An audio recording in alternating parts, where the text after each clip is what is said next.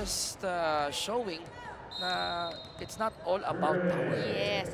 Yung mga attacks naman natin, kaya nga 'di ba, ang hinihingi din ng isang hinihingi palagi ng coach yung variation. And variation, ibig sabihin pwedeng soft hit, pwedeng power tip, pwedeng off speed. So lahat 'yan atake. At mas na yung mga atake yung ginawa ni Ariel Asher. Giving Signal their first point here sa third set. Naghahabol po dito ang Meralco Power Spikers. And right now, matindi ang pressure sa balikat ng Meralco Power Spikers. Pero sabi nga ni Coach Ramil, pwede na makatulog. Nakaisa na nung spike on tour. Laborte yun. Meantime, Reyes. Back to Signal. Usher. Oh, great hit. And Kullerkan couldn't control that. At alam mo, maganda dito kay Ariel Usher, she's been targeting that same zone over and over again. And this time, also targeting Kullerkan. So, kahit sabihin natin na kaya niyang mag-receive at bumelot, get ready for an approach, it's one thing to target just one player and it's another thing to tire them out. Yes. Diba? So, kahit umextend to, at least pagurin mo naman yung isang import sa loob. Patrabahuhin mo, no? Pati sa depensa. Free ball. Not a good set there coming from the Power Spikers. Laborte. Balik dito sa Meralco. Kullerkan. A great dig coming from Janela. Ladies in orange. That's Lace, and that one was out. 3-0. Papurpo sa Signal HD. At may konting haplos na binigay itong si Usher kay Janela. Yun yung yung sabi mo nga, pag kayo talaga magkakaibigan in and out the court, nag-translate dyan sa laro And nagsasmile talaga itong Signal HD Spikers. But hindi. Kapag sila dito, 2-0. Mika Reyes. Meantime, Vivas defended at the net. Back to Meralco. Reyes. Hingpit will go to Usher. Great dive by Junella. Fajardo will go to Kullerkan. And Kullerkan will get that point. At kanina, katulad ng sabi natin, just like Mick Laborte, you don't need that much power for you to attack. Kailangan lang, kumbaga, pwesto-pwesto. Sabi mo, attack. Apple, attack. Chicky, binabanggit nyo na kanina, hindi naman lahat ng bola ng Signal malakas. Kailangan to Meralco, disiplina lang at taas lang nila yung bola. Ang problema, ang likot daw ng first ball nila, ito tuloy si Kim Fajardo, hindi makapwesto at hindi makaset ng maayos. And as a result, hindi sila makapatay ng madami. Balik sa inyo, guys. Beautiful report. Denise, sa'yo ko narinig to. Crucial yung unang bola. Yes, and alam mo, I totally understand what Kim Fajardo is going through. I was a setter before. Ang hirap talagang mag-execute ng play kung yung bola mo ay kung saan-saan pumupunta. Because of course, yung training mo, nandun ka sa gitna ng court. So wala kang mabibigay na bola kung hindi yung outside hit. And eventually, mababasa yon ng kalaban. At kung hindi ako nagkakamali, dalawa sa galaw ng galaw sa loob ng court ang setter mo tsaka libero. Diba? Yes. Yung setter, hinahabol yung first ball. Yung libero, hinahabol lahat ng palo. So, that's right. You know, I also feel for Kim Fajardo. Yeah, ang ganda ng nilalaro niya ngayon Pero maganda rito, set number 3 partners, they're only down by 2. Something that the Power Spikers can feed on. Regalo. Sabi ni Anderson, that's mine. Namang ng Signal, 3 na po, 5-2. And Ariel Usher will be serving for Signal. It's 5 serving 2.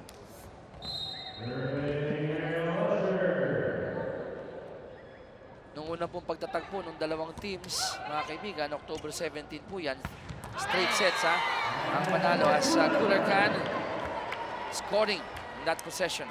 Well, that was a good play. Pero syempre, we have to remember that all started with a good reception. Dahil ang dali ng trabaho nitong Meralco at ni Kim Fajardo kung laging ganun yung first ball. Alam mo, tama kayo. Magaling pumalo si Cristina Alessi, si Liz Kullerkan. All they need is a great set. Pero mo may Vivas jumping up and down, celebrating that point. Giving Signal a 3-point lead.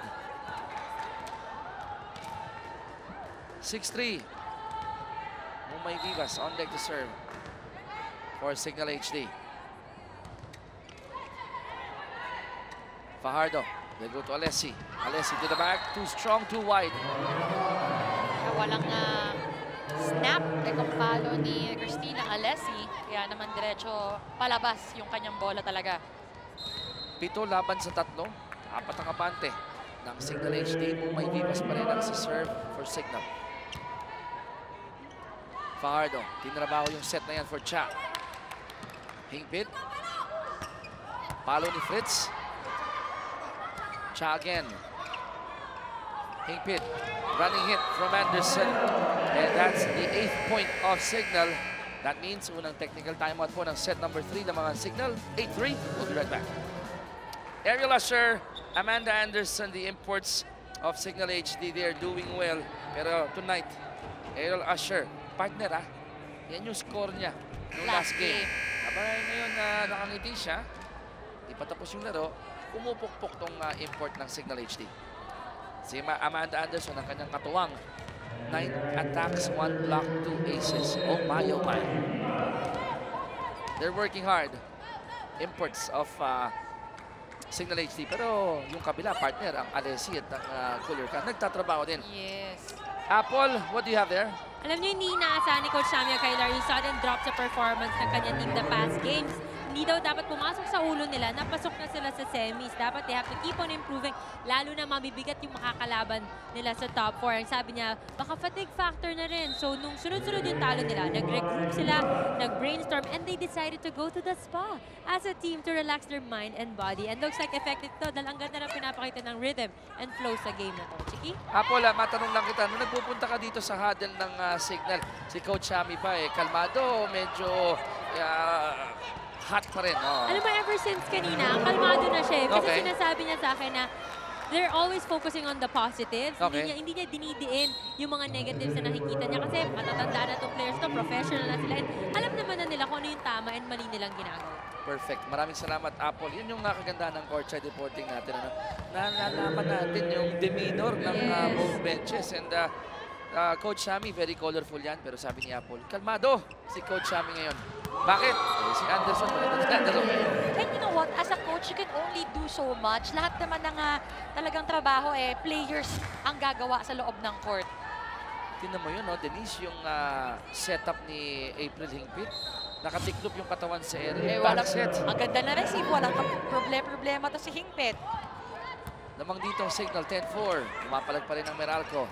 They're fighting dito sa kanilang huling laro sa elimination round. Fritz, Sid was there. Joy, depensahan. They'll try again. This time they go to Cha. Hingpit will go to Fritz. Fajardo setting up Cha Cruz. And Cha will score open zone 6. At ang ganda nun kasi ito si Cha Cruz, alam niya down the line na nakabantay si Anderson at si Ariel Usher naman medyo nakapasok doon sa gitna ng court. Kaya when she went for that zone 6, talagang patay at walang tao. Tapos sa 5 ang kalamangan dito ng Signal HD, 10-5. Joy Baron will be serving for Meralco. Quick one for Laborte. Great net defense by Meralco. Quick one also for Reyes, and Reyes will score off that connection with Fajardo. Alam mo ito, I think ito yung sinasabi din ni Coach Sammy. There's a fine line between confidence and complacency at minsan nakakross yun ng signal. So, I guess kaya din sila nag-R&R and nag-usap para maalala lang nila yun. Kasi itong mga lapses na ganyan will not help their cause. Not here in this match and not in the semifinals. At i-remind natin na Denise, sa ating mga sumusubaybay at sumusuporta sa PSL, ang ating pang semifinals ay knockout yan. Yes, wala nang twice to beat advantage So, ang top kasi 2 hodang teams. nasa 1 and 2 ka, Wala na. pag ikaw ay nadali ng isa, you're out. Oo. So, katulad nung sabi mo kanina, kahit the Final Four at sure na nga pasok daw signal, na talaga namang nagtatrabaho ng pagka-igi-igi. Pero ito, kumakatok muli ang Meralco Power Spikers. They're only down by 3. Reyes again. Almost scoring on that one. Usher from the back. That was a soft hit off speed ng partner. At naisahan niya rito si Joy Baron. Oo, kasi ito si Joy Baron was already ready to defend the long ball. So, nabasa yon ni Ariel Usher. Hininaan. Ayun. Dive itong si Baron. But falling short in that attempt. 4 ang kabante ng Signal, 11-7. Regalo. Great defense pinakita ni Fajardo. Jonella was there. Hingpit will go back to Usher. And Usher will score again, giving Signal their 12th point. Limang abante. HD Spikers, one more look, different angle. Same result. 12 laban sa 7. Gallinero serving for Signal. And Fajardo, ginawa ng paraan yun, partner. That was a bad first ball, but she did something about it. Tsaka ang ganda ng mga atake ni Kim Fajardo. Again, she's not just trying, or she's not just attacking yung simpleng using her left hand, pero pinupwesto niya pa din yung bola kahit ginagawa na lang ng paraan. 12-8, 4-point lead Signal. Usher, oh, great net defense. And Mika Reyes said, akin yun. That was mine. And it's good, no? Kung ikaw local, maka-block ka ng isang powerful import like Ariel Usher. And ito nga, on top of the coverage, sabi ko kanina, you know, if Meralco will do something about this game, it will all start in their defense dahil wala namang problema sa kanilang mga attacks. Pero, syempre, kailangan mong pigilan si Anderson and si Usher. Mika Reyes is in the zone. And credit also goes to Fajardo setting up itong si Mika Reyes. Not only going to their imports, finding that local support. Cha Cruz, 2 attacks under her name. Dalawa na lang hinahabol dito ng Meralco. Hingpit will set up. Laporte will hit. Sid was there. Again, not a good first ball. Hingpit to Usher. Soft touch. Great dig. Oh, Reyes. Yeah. 3 straight points from Mika. You know what? I'd like to credit that point to Kim Fajardo. Hindi ganun kaganda yung makikita mo dito yung resibo. Nakabend na to si Fajardo dahil ang baba nung punta sa kanya. But she was able to find Mika Reyes' hands, and Mika Reyes also was able to find that open area on the side of Signal. Yung practice, yung familiarity, yung pagkakaibigan, umiiral ngayon para sa Meralco Power Spikers. But Cha Cruz, service error.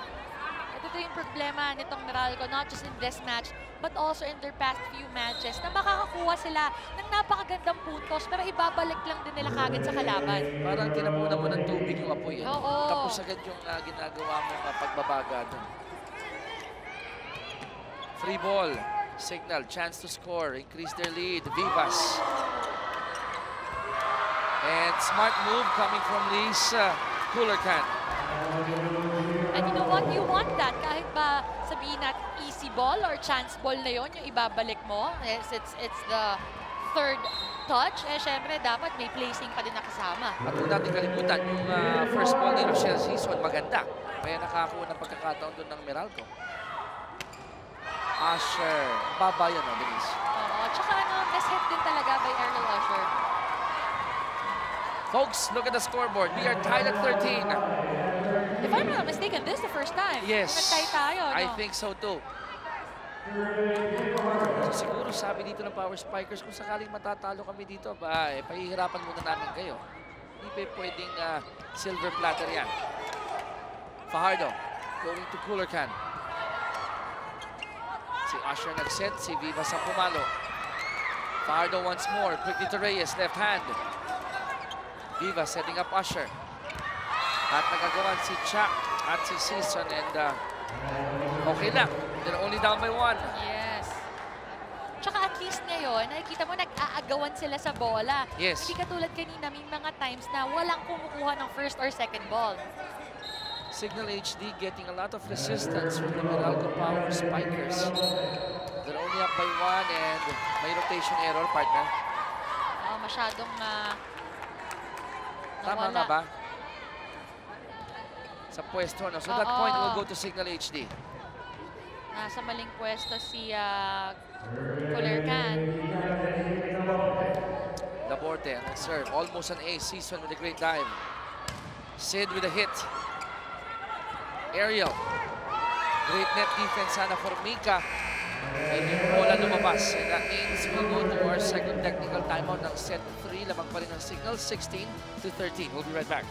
You are still watching the 2015 Philippine Superliga Grand Prix, and right now I am with Simon and Cisa from the NLEX Road Warriors. Simon, it's good to see you in a volleyball game, but the question is, what brings you here? I actually did guessing on Sports 360 with couple of Morocco volleyball girls, and they invited me to their game. So, you know, after practice, I didn't have anything to do, so I just came over to support. Now, the team you're supporting is actually trailing in this game, and I heard you're familiar with volleyball games, so now I ask you, what do you think should Meralco do to get back in this game? I think it's just stay positive. You know, it's hard when you're down, you know, two sets to none. So as long as you stay positive and get stops, then it should be fine.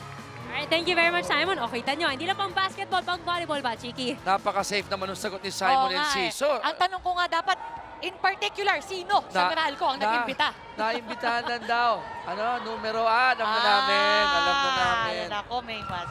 Oh, alam na namin. Hindi ko namin sasabihin kung sino siya, pero ang numero yata sa gitna ng 10 and 12. Oh, parang yun.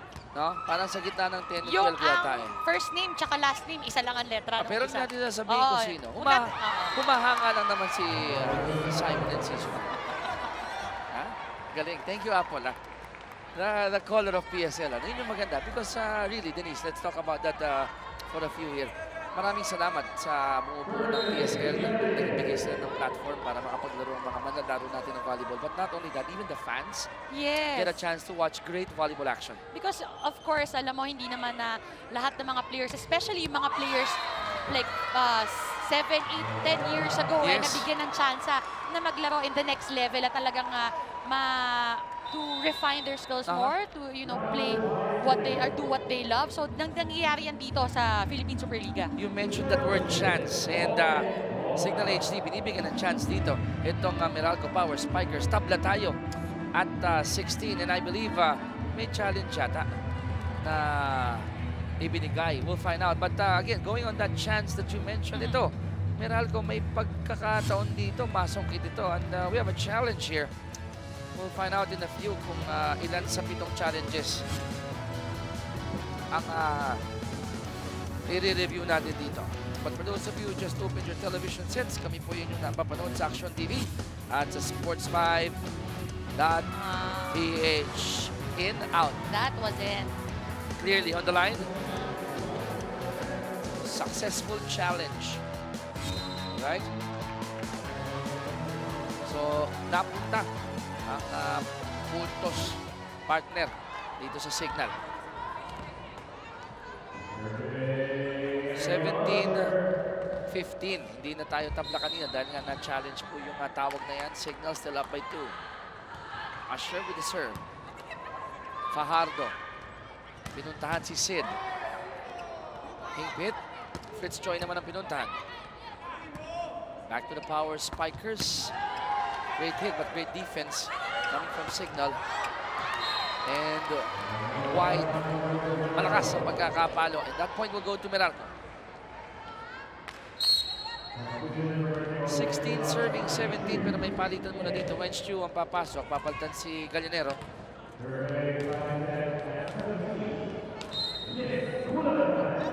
Kulerkan serving for Meralco. 16 serving 17. Hingpit setting up Vivas, and Vivas will score off the deflection. Dalawa na ang abante dito muli ng Signal, 18-16 as we're nearing the latter part of set 3.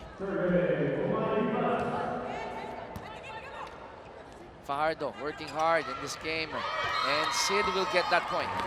Maganda dito kay Demisilio, alam niya bagong pasok ito si Wenchu, so hindi pa masyado mainit, off the bench And so, tinarget niya lang yung kamay, soft tip, and just getting that point. Parang pating, nakakita ng malamig.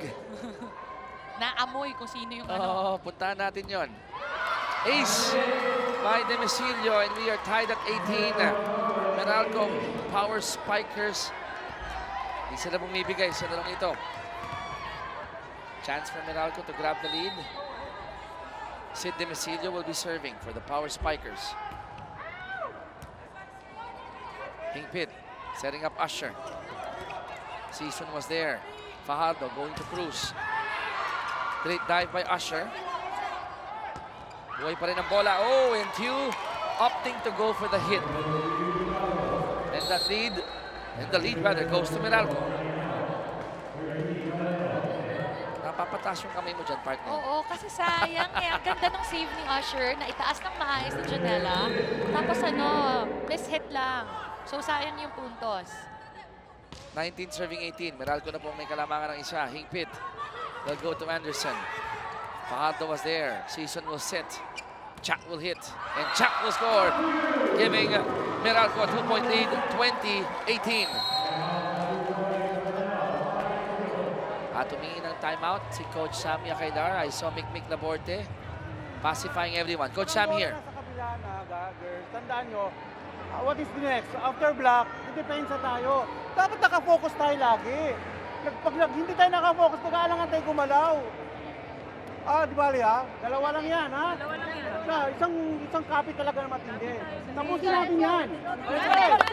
Hey, Denise, is signal relaxing? Well, I think so dahil kanina nakita naman natin off the block o kaya naman kahit walang blocker nakakadepensa sila ng maayos, pero ngayon I don't see any attempt. Okay. Doon sa side ng signal. So tama yung yung matiin na mensahe ni Coach Sammy. May focus tayo. Oo, dahil they're up by 2 sets, they're just down by 2, kayang-kaya nila humabol. And the last thing you want is to give your opponent that opportunity to come back. Chak Cruz. Signal has the ball. Fritz Choi going to the back, and that was strong out.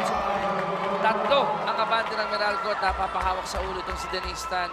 21-18. Sayang because they've been in control of this match all throughout since the start of the first set. Pero yung mga maliliit na mistakes nilang gano'n, yung mga adjustments na rin na hindi nila ma-execute, yun ang nagpapahirap sa kanila. They're down by 3 points. Kanina, 10-10 sila kung lumamang. Another chance for Meralco. Oh, Kim Fajardo saying, don't forget that I can also score. Yes. You know, it helps also if you remember kung sino yung nasa front line mo. So you always have to call that out. Kailangan na yung mga blockers mo, sabihin mo, 2 spikers, 3 spikers ba? Para alam mo kung yung setter mo pwedeng umatake. Huwag niyong kalimutan, Kim Fajardo, yung kanilang spike on tour, scored 8 points in that straight sets victory over RC Cola. Meantime, service error nangyari. Galing kay Sid Demicilio. So ang puntos punta rito sa, or ang point rather, punta sa Signal HD. 19 serving 22. Signal down by 3. At the net. Almost another point for Fajardo. Gallinero, balik sa kanya bola. Laborte to the back. Fajardo will set. Baron will score. At kahit ang ating floor director, si Randy Purganan, ay napapailing dito dahil ang ganda ng paghabol dito ng Meralco Power Spikers.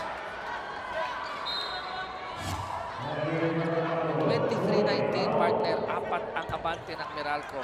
At the net, joust, and that will go to Signal. Ang ganda ng bantay doon ni April Rosington. So perfect timing at talagang hindi niya binitawan yung bola para to push it over that net. Gallinero will be serving, 20 serving 23, Signal down by 3. And even Denise saw that infraction. Tama ba, Denise? Kasi getting ready pa lang po si Gallinero. Gumalaw na. Sumisignal na itong buong coaching staff na i-adjust na nila yung position nila inside the court dahil nga tatawagan sila nitong second referee natin. But Demicilio was too late and that's why she was called for that infraction. Hand caught in the cookie jar. Ito, Coach Ramil. Nakakadalang beses na yung wrong position. Shake it off. 5 for 2. Basta. One good Side receive. out. So, one good receive. Go. Okay. One good play, Kim. Partner. Wait. Si Gallinero, humahaba yung service niyan lagi sa atin. Putulin natin to, taas sila. Pag nahirapan yung taas. Pikwikingin mo. Si April ang blocker mo. Sa bad reception, wala kang kalaban. I mean, may chance ka doon eh. Pero sabi ni Coach Ramil, may dalawang error tayo sa rotation. Yes, and Wala man ng bola sa side natin. oo nga eh. And you know what? It's very simple. One good way for you to check your rotation is hanapin mo yung ka-diagonal mo. Kung nasa gitna ka, dapat nasa gitna ka rin. Kung nasa left side ka, diagonal, you should be on the right side. Kung nasa backlane ka, and vice versa kapag nasa left side. So, I hate to say this, pero common sense. Perfect point eh. Perfect point. Signal HD, Usher. Balik sa Meralco. He'll try. At the net. Sinong mananaig? Buhay pa rin ang bola. Reyes. Higpit will set up Usher. Usher with a hit. Season was there. Fajardo will go to Reyes. Reyes will score again for Meralco. 24-21. And take note, October 17, walang nakakuha kahit isang set. Ang Meralco Power Spikers in this game, they might get set number 3. Well, if they continue to block very well at makuha nila yung mga first stops na hinihingi dito ni Coach Ramila, hindi talaga malayong mangyari yan. 24-21. Set point. That was an ace for Jack Cruz. And yes, Meralco Power Spikers nakuha ang set number 3. 25-21. Nag-iba ang ihip ng hangin sa loob ng San Juan Arena. We'll take a quick break. Set number 4 when we return.